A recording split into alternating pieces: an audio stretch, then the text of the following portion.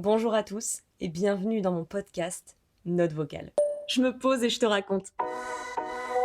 Alors, je me permets de te faire une note vocale. Tu m'as pas raconté cette histoire.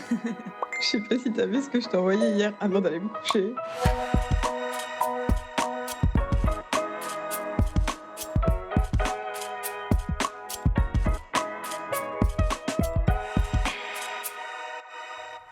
Je suis très souvent déçue par les autres. C'est peut-être un petit peu dur comme titre, surtout pour un premier podcast, alors m'en voulez pas. Mais dans cette note vocale, j'avais envie de vider mon sac. Je sais même pas si ça va parler à beaucoup de personnes, mais je voulais partager toutes ces déceptions que je peux avoir et même ces peines parfois, parce qu'on est sûrement trop sensible et surtout parce qu'on lit entre les lignes. C'est là tout le problème.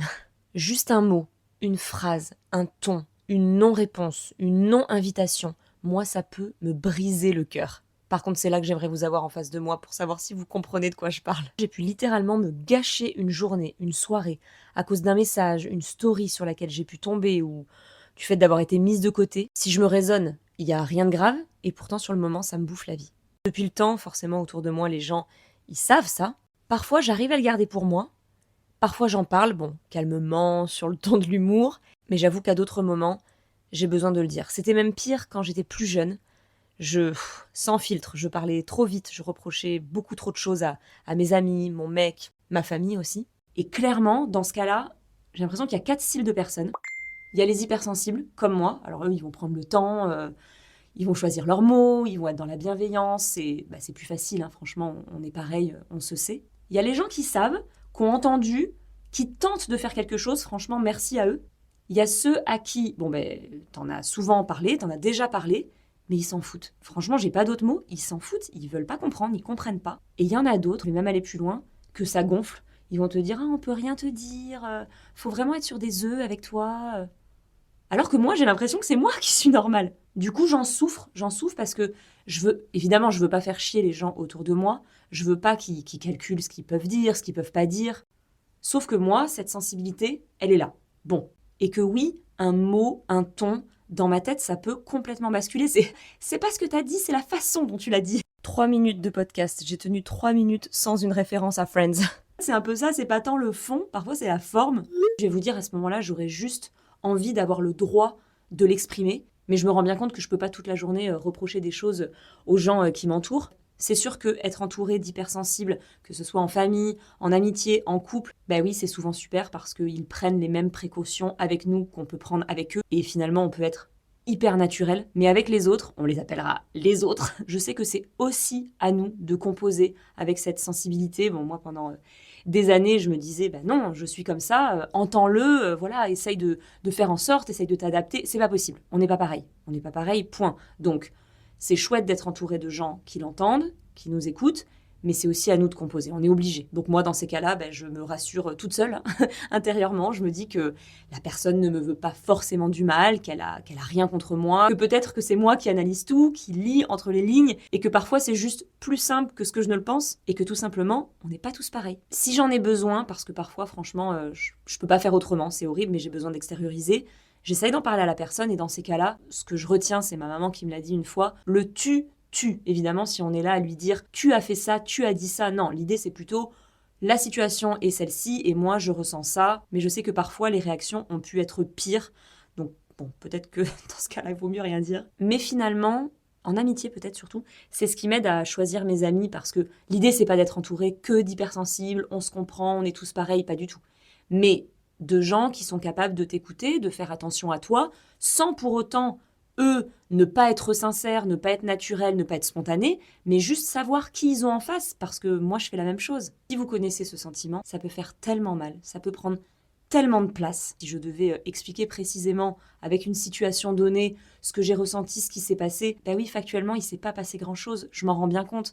Et pourtant, c'est la tempête dans ma tête et dans mon cœur. Ça peut durer pendant des jours, je remets tout en question. Est-ce que c'est ma faute? Mais attends, est-ce que je lui avais fait quelque chose? Pourquoi elle me dit ça? Et j'ai eu tellement de fois cette discussion, l'autre va te dire, mais attends Margot, c'est pas du tout ce que j'ai voulu dire, c'est pas du tout ce que j'ai dit. Mais toi, t'es là, en fait, si, c'est ce que j'ai ressenti, puis c'est trop tard, maintenant je suis touchée, je suis blessée. Et très souvent, on dit de moi que je suis susceptible.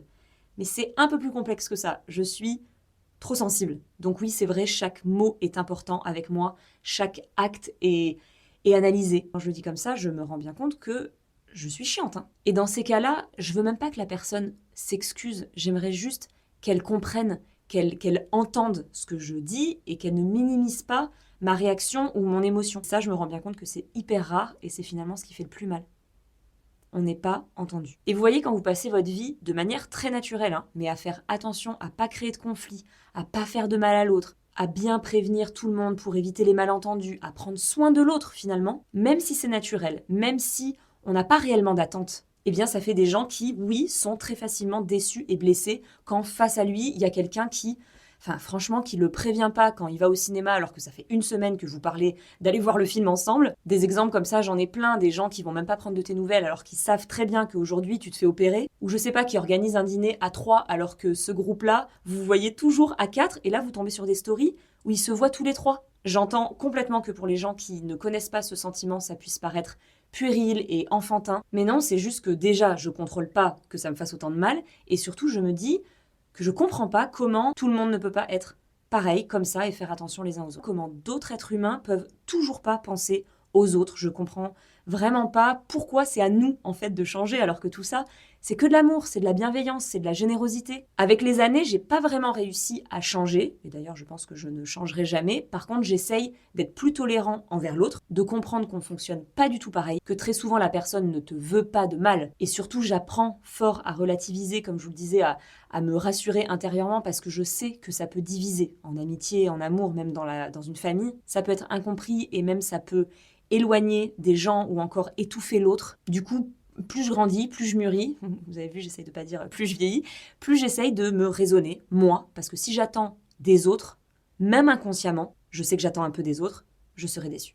Je serai déçue. Mais moi, je resterai comme je suis, à faire attention aux autres, je sais pas faire autrement. Juste ne plus attendre qu'on fasse pareil avec moi. Et que j'arrête de me poser la question de pourquoi les gens ne sont pas pareils. Et par contre, j'ai jamais autant chéri les personnes qui, autour de moi, parlent le même langage. S'ils écoutent ce podcast, ils se reconnaîtront et merci d'être là, merci d'être dans ma vie. Si vous écoutez cette note et que vous vous reconnaissez pas du tout, mais que peut-être vous reconnaissez quelqu'un de votre entourage, dites-vous juste que cette personne, elle pensera toujours à vous pendant ses vacances, si un jour vous traversez un coup dur, le jour de votre anniversaire, elle pense à vous, elle vous oubliera jamais, elle ne vous oublie jamais. Et si ça vous touche un tout petit peu, essayez de lui faire comprendre que c'est important pour vous, que ça compte. Peut-être que c'est ce qui ressortira de cette note vocale. On a l'impression qu'on fait ça pour être aimé ou pour avoir la même chose en retour. Non, c'est juste hyper naturel et spontané. Mais comme on est quand même dans le don de soi, eh bien les retours de manivelle, ils peuvent être hyper violents. Mais j'ai déjà entendu, mais je t'ai jamais demandé de faire tout ça, c'est toi qui... Oui, c'est vrai, c'est moi. Donc je ne peux pas attendre trop des autres. D'ailleurs, je me dis que c'est peut-être le titre que j'aurais dû donner à cette note vocale, non pas « je suis déçue par les autres », mais « j'ai décidé d'arrêter d'attendre des autres ». Et je peux vous dire que ça fait beaucoup de bien. Ok, c'est plus une note vocale là, c'est un podcast.